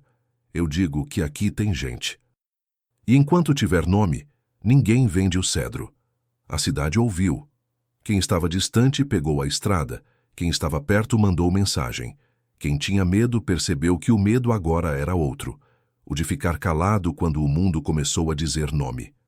A tarde caiu trazendo gente que nunca pararia ali em circunstâncias normais. O motorista do ônibus da linha rural, a cabeleireira que conhecia todo mundo de primeira mão e de primeira mecha, o jornalista João Lucas, de Feira das Matas, com uma câmera pequena e olhos atentos. A diretora da escola, braço dado com Salete, e até seu Osvaldo, da mercearia, que chegou calado, o bigode tremendo, as mãos sem saber onde pousar. Ele encarou Abel como se pedisse desculpa por algo que não tinha feito, e diante da lona ajoelhou. Não chorou alto. Da boca saiu um nome que não tinha tido a chance de ser pronunciado em voz alta há muito tempo. Breno. Lina se aproximou devagar, respeitando a topografia da dor alheia. Tirou do caderno a página das iniciais, dobrou e colocou discretamente no bolso dele, como quem entrega um lenço. Seu Osvaldo olhou a jovem com confusão e gratidão, ao mesmo tempo. Não perguntou quem ela era. Naquele dia, todos os quem eram os mesmos. Delegado, João Lucas chamou ligando a câmera.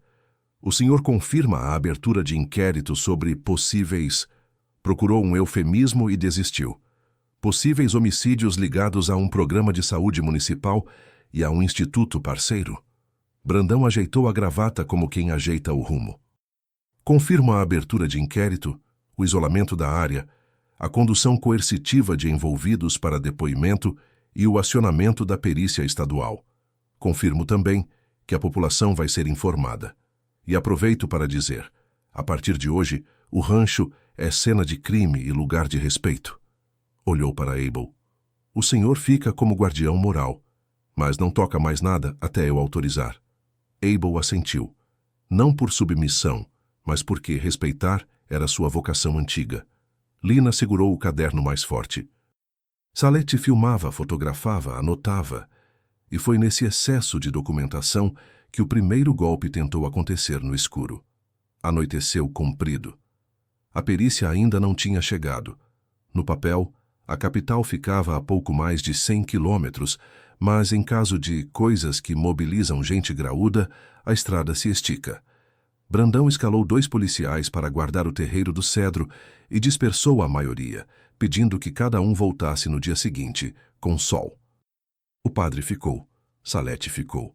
Abel ficaria se o mundo acabasse. Lina só sairia dali obrigada pelos anjos. Seu Osvaldo resistiu mais do que podia, mas o corpo de quem sofre pede cama 1 hora. Foi no momento em que a roda se reduziu que 2 faróis rasgaram a estrada sem cautela. Um carro preto, vidros foscos, parou antes da porteira e não desligou. Do banco traseiro, desceu um homem com o mesmo sorriso errado que a manhã trouxera. Elson Moura. Acompanhavam-no 2 seguranças e um advogado que segurava uma pasta como quem segura a arma. Que espetáculo bonito, ele disse, abrindo os braços ao chegar à varanda da casa grande. Muita notícia, muita fotografia, muita... Olhou para as botas sujas. Terra. A gente se esquece de como o barro gruda quando sai da sala com ar-condicionado. A gente se esquece de como o sangue gruda também. Salete respondeu sem temer o figurino. Boa noite, assessor. Helson sorriu para ela como quem cumprimenta uma pedra que atrapalha a estrada.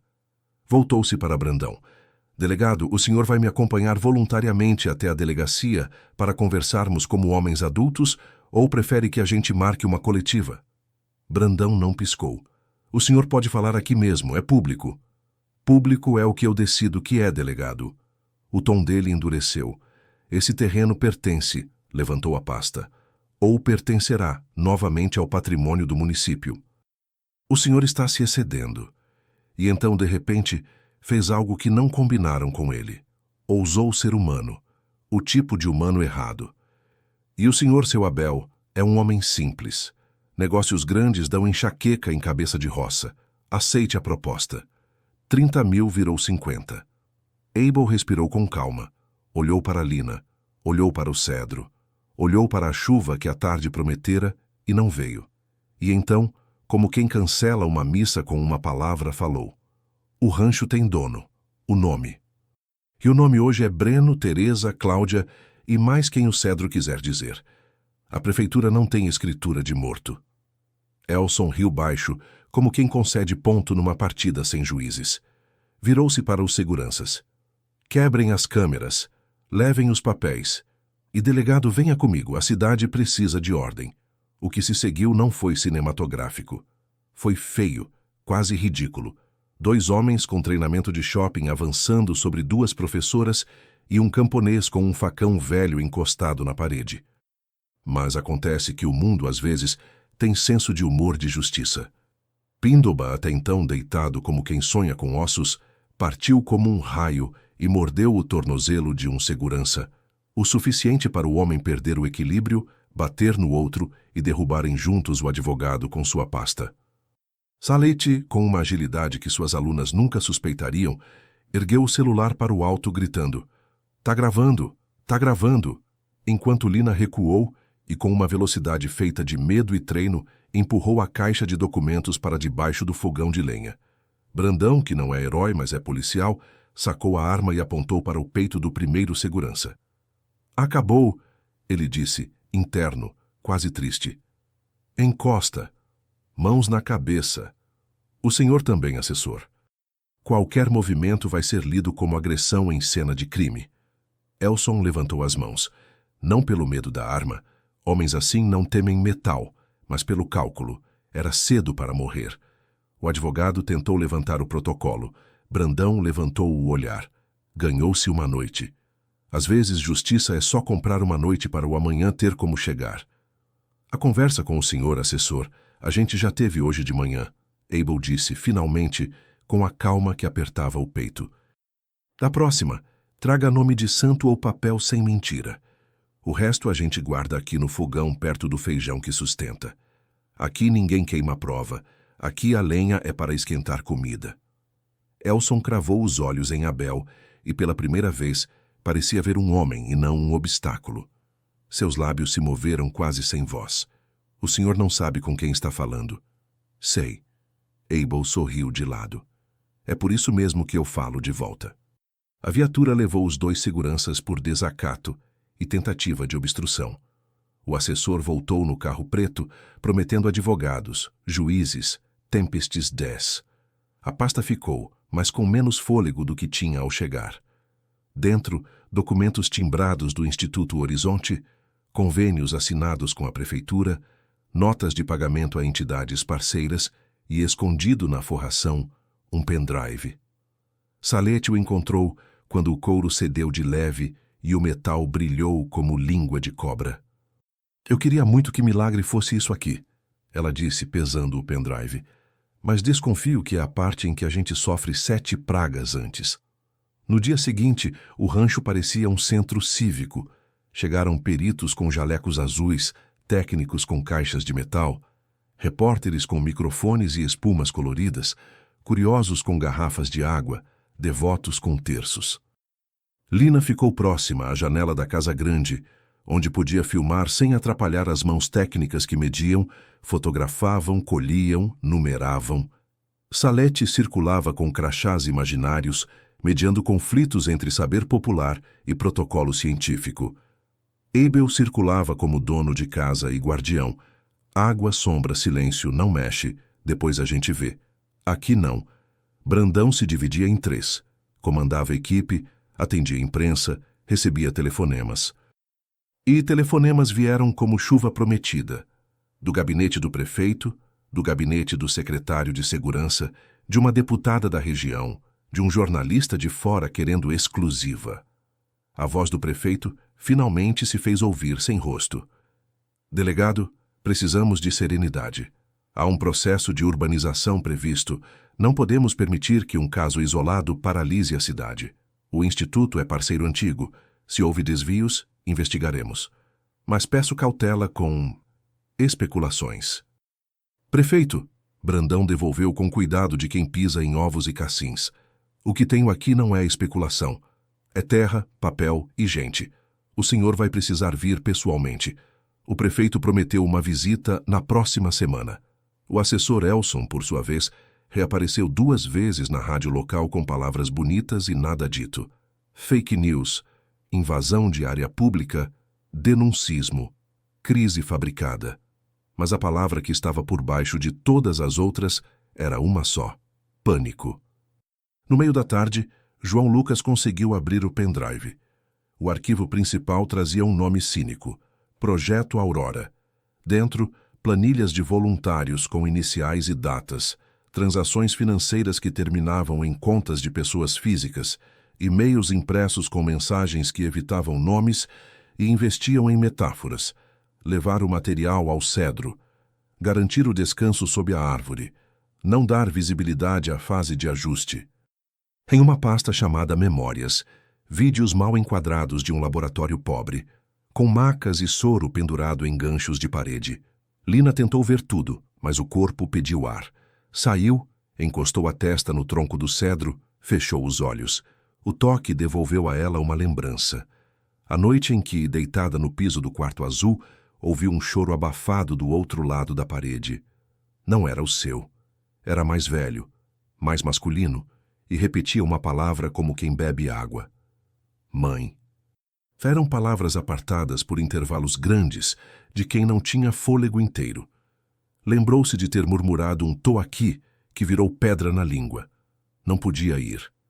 Na manhã seguinte, a casa tinha um cheiro de remédio e de medo, e Madalena cantava, baixa, um hino antigo como se o hino pudesse tapar frestas. Tava lembrando? A voz de Abel veio leve. Deixa vir. A gente põe nome e a lembrança fica do tamanho certo. Lina abriu os olhos e encarou o tronco. Alguém chamou mãe. Eu não pude abrir a porta. Eu fiquei bem quieta, com medo de se ouvir em minha respiração. Sorriu sem alegria. Agora minha respiração faz barulho. É para fazer. Abel assentiu. O que mata a gente não é o barulho. É o bolo na garganta.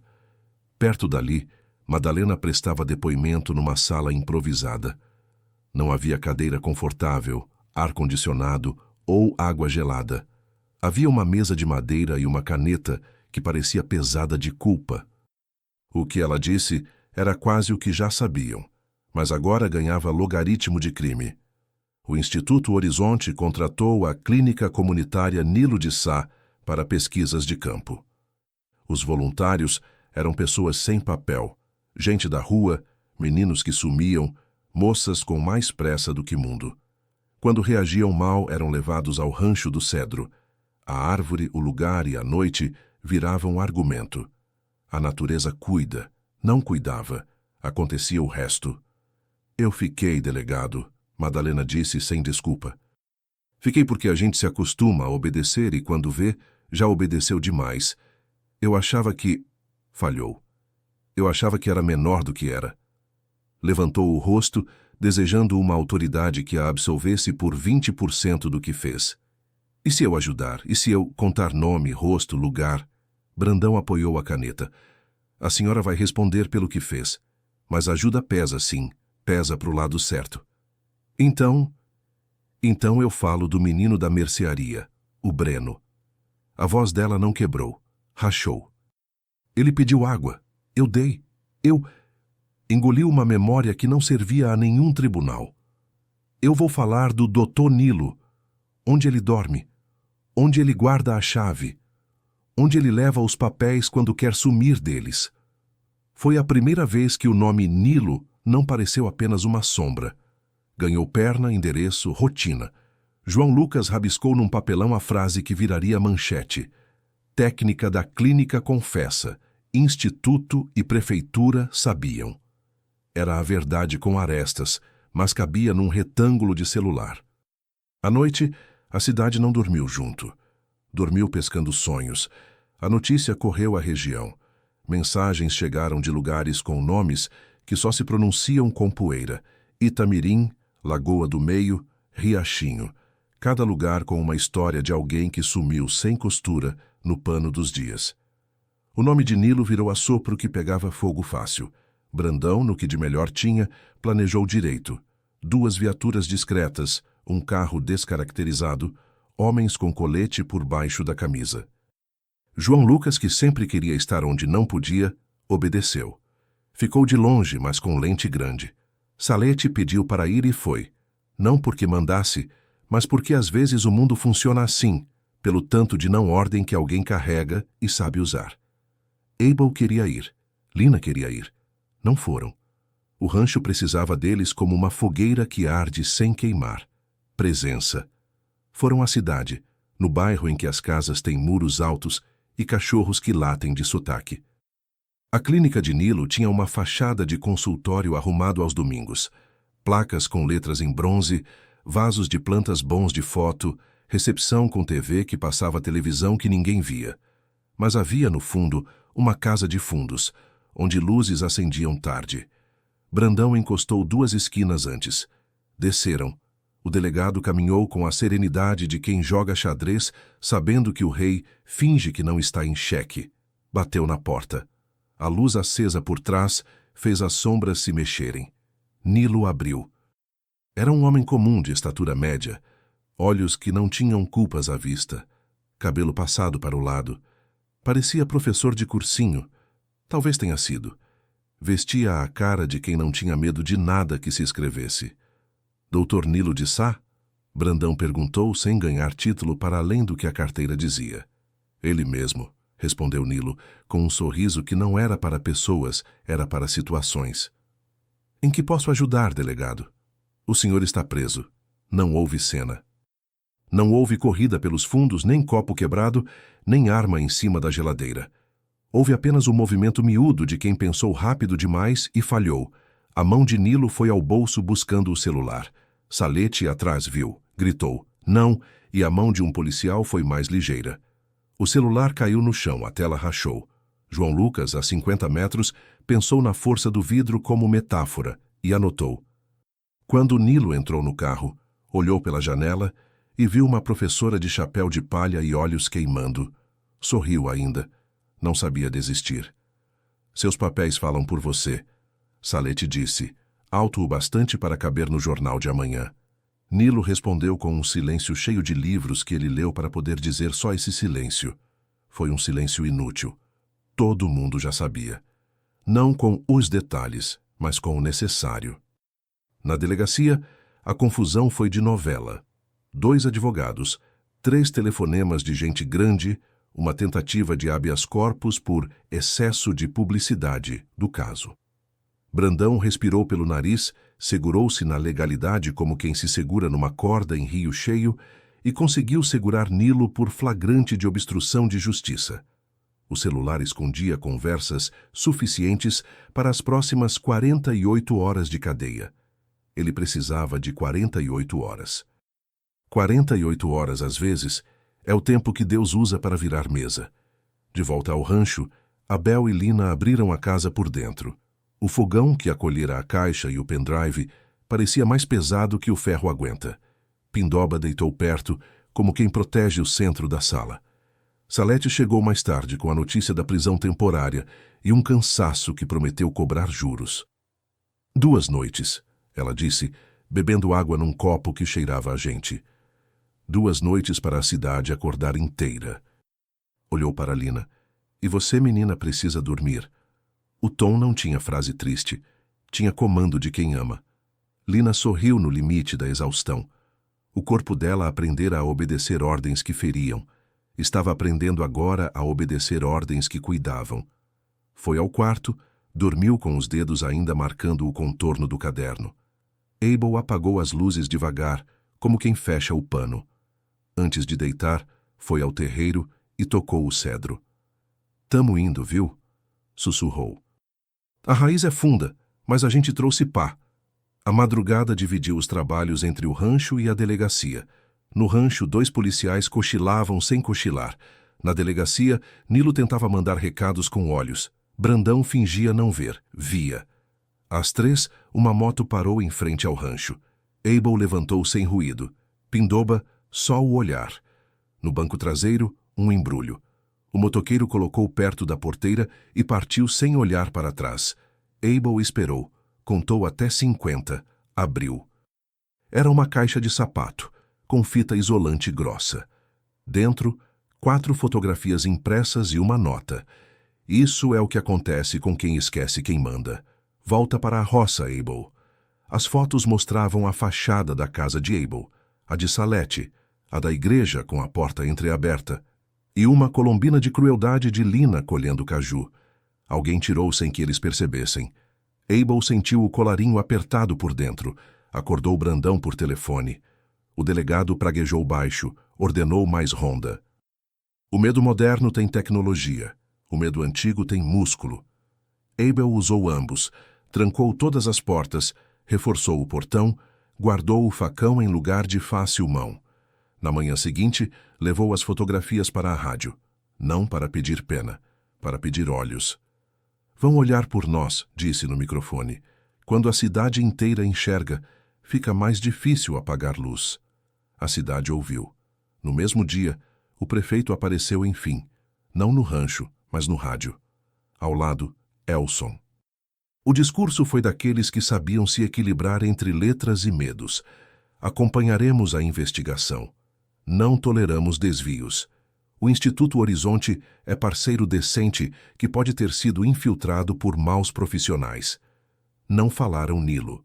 Não falaram Madalena. Não falaram Cláudia. Falaram desumanização sem dizer nome. Lina ouviu da janela e mordeu a língua. Ela sabia. Quem não diz nome, tece o esquecimento. Eu quero dizer, ela começou olhando o jornalista João Lucas e a câmera apontada, que meu nome é Lina, que eu tenho 18 anos, que me esconderam aqui, nessa casa azul, e que quando eu quase esqueci como é que se respira sem pedir licença, eu ouvi uma palavra do outro lado da parede, mãe. Engoliu. Eu tô dizendo porque quem tem nome de gente dá nome de volta. Minha avó dizia isso. Eu tô sem vó, sem mãe, sem pai. Mas eu tenho nome, e hoje eu tenho casa. Olhou para Abel como quem marca uma bandeira sem silêncio. O vídeo de Lina atravessou a região como faca de rio. Ninguém ali tinha sinal bom. Todo mundo tinha telefone. Dá-se um jeito. Compartilharam. O rosto da menina com olhos enormes apareceu na tela de gente que nunca pisou em serrote alto. Vieram mensagens, promessas de ajuda e também ameaças. Mas a parte que valia o peso. Obrigado por falar. Minha prima sumiu. Eu acho que ouvi esse nome no bairro tal. A perícia trabalhou 2 dias. Do chão levantaram fios, botões, contas, retalhos, um brinco sem par e, finalmente, ossos. Os ossos vieram acompanhados de silêncio que não precisava ser pedido. Ofereceram-se como verdade e sentença. Padre Honório abençoou o buraco. Não aspergiu água. Era pouca e precisava para beber. Mas jogou uma pá de terra com a devida reverência. A cidade inteira entendeu o gesto. Quando os primeiros resultados saíram, com laudos que descobriam idade aproximada, gênero provável e hora do nada, Brandão reuniu forças novas, decidiu, com o Ministério Público, prender preventivamente Nilo e Madalena, abrir processo contra o Instituto, pedir afastamento do prefeito até esclarecimento e conduzir Elson Moura para depoimento formal. As decisões vieram num sábado, e sábado, em cidade pequena, cheira a feira e pão. Dessa vez, cheirou a uma frase que João Lucas pôs na tela e todos repetiram na boca. Aqui ninguém vai sumir em paz. A operação foi no fim da tarde e tinha tudo para ser a hora mais difícil daquele pedaço de mundo. A polícia pegou Elson no gabinete antes que ele somasse mala com asfalto. Ele tentou a arrogância, não coube. Os repórteres que geralmente aceitavam gentilezas viraram uma parede. Perguntas, microfones. O senhor sabia dos repasses? O senhor esteve no rancho ontem? O que é fase de ajuste? A face de Elson, pela primeira vez, derreteu. Nomes e metáforas se chocaram. Ele foi levado algemado. Na calçada, alguém aplaudiu. Aplauso que dói. Aplauso que limpa. Nilo, no xadrez, passou do silêncio orgulhoso para a matemática de quem fez conta e achou nó. Falou com o advogado 2 horas. Saiu. Pediu para falar. E o que disse foi quase tolo, quase risível, não fosse a falta de graça. Erros de procedimento, eventualidades, ruídos, resistências, a ciência. Salete riu na cara dele. Não de leve, riu com os olhos. Brandão gravou. O Ministério Público escreveu. A cidade ouviu. O senhor usa a palavra ciência como se ela fosse uma avó condescendente. Salete disse, sem mais coro, sem igreja. Só com gente. Ciência não dá carta branca para covarde. Virou-se, ofereceu a Lina a palavra. Diz. Eu vi, eu ouvi, eu escrevi. Lina segurou o caderno como uma bandeira. Aqui tem nome. Se a ciência quiser ficar, que fique do lado de quem diz nome. Há histórias que, por mais que caminhem retas, exigem curva. Foi numa manhã de segunda, com o sol se abrindo em fenda por trás do morro, que o passado bateu à porta da casa de Abel com a cara do futuro. Um rapaz alto, magro, a barba que a pobreza não deixa crescer bonita, um boné escrito Mecânica do Zezão. Ele segurava um envelope manchado. O senhor é Abel Nogueira? Sou o Davi. O rapaz engoliu. Eu conheci a Rosa. A palavra veio com um cuidado que fez o ar parar. Eu trabalhava no posto de saúde quando ela fazia tratamento. Era office boy. Levava e trazia papel. Olhou para o chão. Eu levei papel da dona Rosa para o instituto. Disseram que era para doação de sangue para pesquisa, coisa boa. Ergueu o envelope. Eu roubei um papel, seu Abel. A frase veio sem glória. Me arrependi na mesma hora. Não sei porquê. Guardei com medo. É um termo de consentimento. Mas a assinatura não é da Rosa, não. É de outra letra. Eu acho que começou ali, lá atrás. Abel sentiu um tapete puxado debaixo de seus pés. Não era a ideia de que Rosa tivesse nomeado as mesmas mãos. Era a ideia de que o mundo dela e o do rancho se tocavam pela ponta de uma caneta. Pegou o papel. A assinatura era tosca, copiada. A letra não lembrava a de Rosa nem de ninguém da família. O instituto já estava acostumado à mentira antiga. Ele não sentiu raiva. Sentiu uma vontade muito forte de que Rosa estivesse ali para xingar junto. Obrigado, Davi, disse, e ao dizer tirou o fardo do rapaz. A gente vai usar isso do lado certo. A revelação não viraria manchete com letras garrafais. Era pequena, de cartório, mas foi o tijolo que faltava no arco. Provava que o Instituto Horizonte operava fraude em papel bonito há anos. Serviria de prego no caixão jurídico. Para Abel, serviu de ponte entre as duas partes da vida. A mulher que amou o plantio e a menina que aprendia a colher agora. A parte que liga não é a mais bonita, é a que segura. Não houve júri na televisão. Houve audiência pública no colégio de Salete, numa quadra com tinta gasta, ventilador barulhento e bancos desconfortáveis. Havia promotor, juiz, defensores, testemunhas. Havia Lina com o caderno e voz. Havia Madalena com o choro.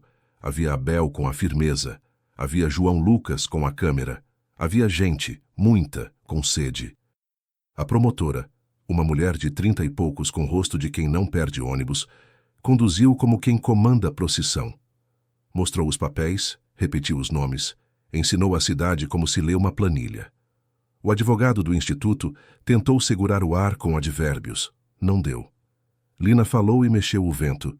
Eu morei ali, apontou para o quadro onde a foto da Casa Azul estava projetada, sem saber quantos dias eu devia ao medo. Eu não vou falar de dor, porque dor é pessoal. Eu vou falar de nome. O de Breno, o da Teresa, o da Cláudia e o meu, Lina. Eu sou a prova de vida de que esconder não é solução. E eu quero dizer outra coisa. A culpa não é da árvore. O ginásio riu e chorou ao mesmo tempo. É de quem escolheu a noite. Madalena pediu para ler uma carta. Era curta. Dizia que queria carregar um saco de cimento nas costas por cada nome que se revelou e o dobro pelos que não. Prometeu ajudar em tudo. Promessa de gente culpada é um animal ferido. Merece cuidado e cerca. A promotora recebeu. O juiz ouviu, a cidade assentiu. Nilo quis discursar, disse ciência, disse intenção, disse não era bem assim. Alguém na arquibancada gritou, era o quê? Ele não respondeu. Não tinha mais linguagem que coubesse ali. Elson, algemado, tentou falar de política pública, lembrou do seu currículo, citou leis. Salete levantou o braço, não para perguntar, mas para interromper. O senhor tem um currículo que cabe em quantas páginas? Perguntou. 8. O do Breno tem quantas? Silêncio. O juiz pediu respeito, mas a pergunta já tinha sido respondida. O prefeito foi afastado preventivamente. O Instituto Horizonte teve as contas bloqueadas.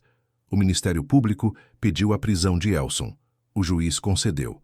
Nilo ficou em preventiva por risco de fuga e destruição de provas. A cidade, que não fecha portas para sempre, fechou temporariamente as do gabinete. Cláudia Leme viveu. Não foi fácil. Passou semanas com palavras que dormiam longe e acordavam tardias. Quando visitou o rancho, sentiu um frio de farda por dentro. Abel a recebeu com silêncio que sabia dizer: "Esse chão te respeita." Salete a abraçou e prometeu aula de geografia que também era aula de corpo. Brandão pediu desculpa pelo tanto de estado que só veio depois. Cláudia sorriu como quem perdoa, mas anotou: "Perdão e anotação não são inimigos." Seu Osvaldo colocou na mercearia, em cima do balcão, entre balas de hortelã e o vidro de paçoca, uma moldura com a foto do Breno criança, segurando um carrinho feito de latinha. Ele correu mais do que devia, dizia a placa escrita à mão. Gente que pagava fiado punha uma moeda ali, não por caridade, por compromisso. O rancho não voltou a ser pasto. Virou centro, não de saúde, de memória. Um centro do Cedro. Salete, Abel e Padre Honório criaram um conselho. Ela cuidaria das palavras, ele do chão e o padre dos rituais. O Ministério Público autorizou o uso do espaço para atividades culturais e de reparação simbólica. O Cedro ganhou, ao pé, pequenas placas com nomes e iniciais. Não era cemitério, era pregação. Uma vez por mês, a cidade se reunia ali e alguém vinha contar uma história. Às vezes doía, às vezes ria, às vezes cantava, o que fosse, mas sempre com nome. Lina inscreveu-se na escola com nome inteiro, idade certa e firma reconhecida. Voltou a aprender horas e meses. Ganhou de Salete um caderno novo, grande, capa dura, folhas que suportam lágrimas. O velho caderno ela doou ao centro do Cedro, com a condição de que ficasse numa vitrine de vidro, aberto na página com as iniciais. "Quem entrar aqui tem que ver que palavra escrita salva a gente", disse. Abel reformou a Casa Azul, não para morar, mas para receber gente. Tirou os pregos tortos, alisou a parede com massa e lembrança, deixou a cor azul onde deu. O resto ganhou cal para apaziguar. Na sala, colocou uma mesa comprida, com cadeiras de doação, arrumadas do jeito que dá, uma diferente da outra. Na parede, o retrato de Rosa. Nos cantos, livros. Não de marmórea seriedade, de leitura possível. Lina batizou o lugar sem pedir. Sala da Rosa. E o nome pegou, porque nome, quando encontra o lugar certo, fica. Numa tarde de chuva baixa, a cidade inaugurou o espaço. João Lucas transmitiu em live com sinal que ia e vinha, mas ia o suficiente. O padre rezou, sim. Ficou curto como a outra vez. Salete falou e fez chorar os que não costumavam. Brandão ficou no fundo e bateu palma. O juiz apareceu, sem toga, com o filho pequeno no colo. Quis mostrar ao menino como é que se planta um nome ao lado de uma árvore. Cláudia abraçou Lina um pouco antes de cortar o bolo de fubá. E Abel, que tinha medo de falar bonito, falou certo. O rancho foi barato para enganar as contas. A gente fez ficar caro para acertar as almas. Passou a mão no tronco do cedro. Isso aqui é madeira que não aceita esquecimento. Quem quiser lembrar, venha. Quem quiser esquecer, também venha. A gente lembra junto. Lembrar dói menos em bando. Ainda faltava uma peça. Não para a história caber, mas para ela se reconhecer. Elson, em prisão preventiva, tentou negociar. Ofereceu nomes, 2 secretários, uma empresa que lavava repasses, um vereador que arredondava percentuais. Quis reduzir pena. Conseguiu menos que imaginava. Nilo, sem o álibi do carisma, encarou uma possível condenação longa. O Instituto Horizonte virou palavra proibida. Mas e o prefeito? Ele renunciou. Não por culpa admitida, mas porque a cidade pediu que ele fosse embora. Às vezes, o maior castigo é não poder pagar pão na mesma padaria.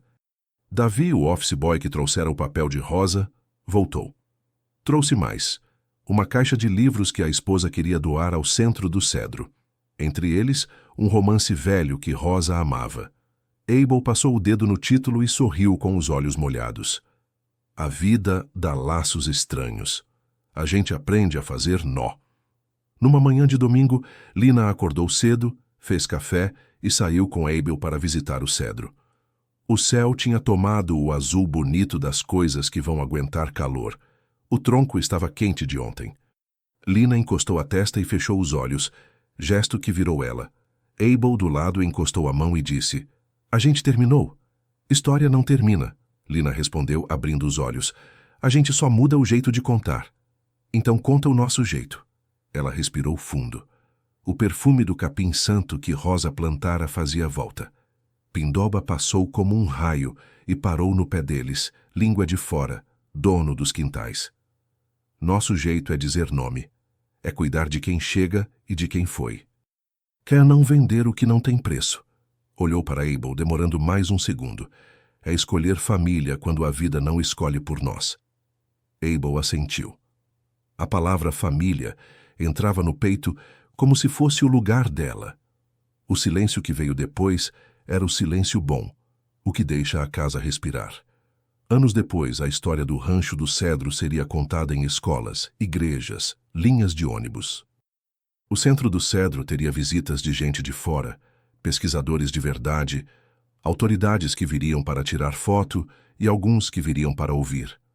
Lina se tornaria, sem querer, uma espécie de poeta pública do lugar. Escreveria crônicas com a delicadeza de quem sabe o peso das coisas. Falaria em praça com a firmeza de quem teve medo e não desistiu de falar. Salete se aposentaria, mas não pararia. Abriria clube de leitura no pátio e veria os meninos lerem sobre árvores que falam sem precisar virar fábula. Padre Honório envelheceria com boniteza e a missa de finados ganharia sempre um desvio. Antes de ir ao cemitério, passariam no Cedro para lembrar nome. Brandão mudaria de comarca, mas antes deixaria um bilhete no centro da mesa, escrito em papel de ofício: "Quando a gente não esquece, dá menos trabalho prender." João Lucas viraria repórter da capital, mas sempre voltaria no aniversário da Sala da Rosa com microfone e saudade. O prefeito aquele viraria nota de rodapé de um livro de história local que ninguém lia inteiro. Elson apareceria em noticiário jurídico por um tempo e depois sumiria na própria biografia. Nilo cumpriria a pena, estudaria a Bíblia e escreveria cartas cheias de arrependimento que teriam sempre a mesma pergunta não respondida como eco: por que fez? Abel envelheceria devagar, como tudo que vale. Às vezes, sentado na varanda, faria um café mais forte que o normal e deixaria 2 xícaras no aparador por costume e por amor, uma para si, outra para Rosa. O amor tem hábitos que o tempo respeita. De vez em quando, ouviria uma gargalhada de menina na cozinha e perceberia que Lina aprendera a rir sem pedir desculpa. Numa tarde morna, ela chegaria da escola com as mãos sujas de tinta e mostraria para ele uma faixa: Feira do Cedro, palavra que planta. Ele fingiria implicar com a gramática e sorriria por dentro. E quando alguém na beira da estrada perguntasse se aquilo ali fora um rancho abandonado, comprado por R$5, os meninos responderiam, com a licença de quem conhece o enredo: foi, mas agora custa o nome de todo mundo. E o visitante entenderia o recado, não no miolo, mas no casco. Aquilo não era ponto turístico, era altar de cidade, porque no fim a história não era de barateio, de esperteza, de golpe de leilão. Era de preço certo, o preço que se paga para acordar quando todo o resto pede sono. E o preço era alto, mais alto do que a copa do cedro. Dizer nome quando o mundo quer número, dizer verdade quando a mentira dá mesa, dizer nós quando o eu custa menos. Numa noite qualquer de dezembro, quando o calor deixa o vento mole, Lina sentou-se na varanda e abriu o caderno novo. Escreveu, na primeira linha: esta não é uma história sobre um homem que comprou um rancho por R$5. É sobre uma cidade que comprou a própria coragem de volta. E embaixo, bem no pé da página, assinou como quem finca a estaca: Lina Nogueira. Ela olhou para Abel. Ele fingiu que não viu e foi buscar mais café.